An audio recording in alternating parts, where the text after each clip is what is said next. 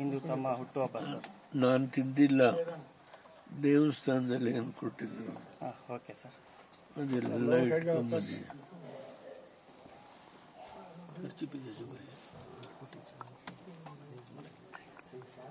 ಪ್ರತಿಯೊಬ್ಬರಿಗೂ ಒಂದೊಂದು ಪೀಸ್ ಸಿಗ್ಬೋದು ನೋಡಿ.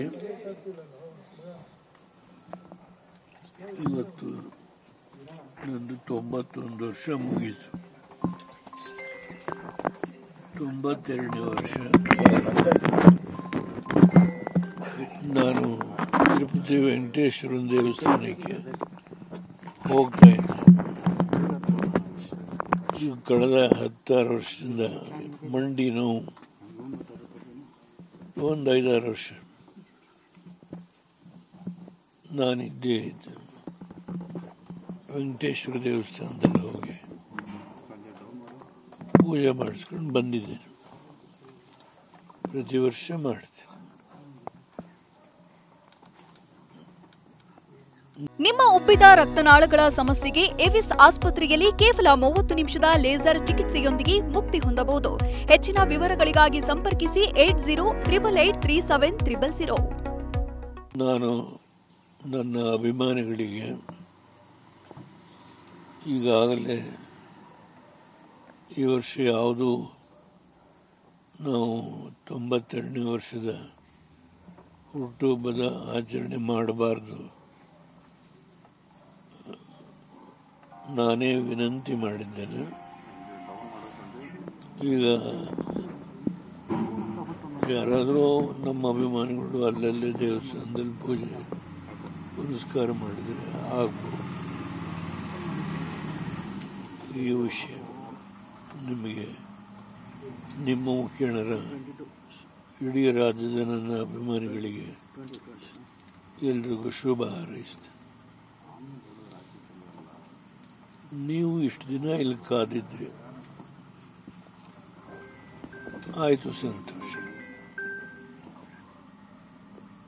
ಈಗ ಏನು ಒಂದು ಘಟನೆ ನಡೀತಾ ಇದೆ ಪ್ರಜ್ವಲ್ ರೇವಣ್ಣವ್ರ ಬಗ್ಗೆ ಏನು ನಡೀತಾ ಇದೆ ಅನ್ನೋದ್ರ ಬಗ್ಗೆ, ಕೋರ್ಟಲ್ಲಿ ಏನೇನು ನಡೀತಾ ಇದೆ ಅನ್ನೋದನ್ನ ನಾನು ಅದರ ಬಗ್ಗೆ ಕಾಮೆಂಟ್ ಮಾಡಲ್ಲ. ಪ್ರಜ್ವಲ್ ರೇವಣ್ಣವರು ಹೊರಗಡೆ ಹೋಗಿದ್ದಾರೆ. ಆ ಘಟನೆ ಬಗ್ಗೆ ಕುಮಾರಸ್ವಾಮಿ ಅವರು ಇಡೀ ನಮ್ಮ ಕುಟುಂಬದ ಪರವಾಗಿ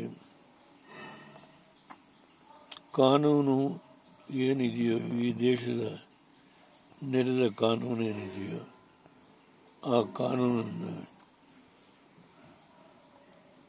ಒಂದು ವ್ಯಾಪ್ತಿನಲ್ಲಿ ಏನೇನು ಕ್ರಮ ತಗೋಬೇಕು ತೆಗೆದುಕೊಳ್ಳೋದು ಸರ್ಕಾರ ಜವಾಬ್ದಾರಿ ಹೇಳಿದ್ದಾರೆ. ಈ ಮಧ್ಯೆ ಇದಕ್ಕೆ ಒಳಗೊಂಡಿರ್ತಕ್ಕಂಥ ಅನೇಕ ಜನ ಇದ್ದಾರೆ. ಇದರಲ್ಲಿ ನಾನು ಅವರ ಯಾರ ಹೆಸರನ್ನು ಹೇಳಲಿಕ್ಕೆ ಹೋಗಲ್ಲ. ಇದರಲ್ಲಿ ಯಾರ್ಯಾರು ಈ ಒಂದು ವಿಷಯದಲ್ಲಿ ಇನ್ವಾಲ್ವ್ ಆಗಿದ್ದಾರೆ ಅವರೆಲ್ಲರ ಮೇಲೆ ಕ್ರಮ ತಗೋಬೇಕು. ನ್ಯಾಯ ಜನತೆಗೆ ಸಿಗಬೇಕು.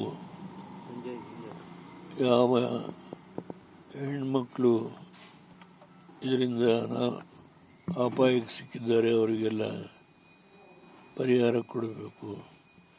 ಇದೆಲ್ಲ ವಿಷಯವನ್ನು ಕುಮಾರಸ್ವಾಮಿ ಬಿಡಿಸಿ ಹೇಳಿದ್ದಾರೆ.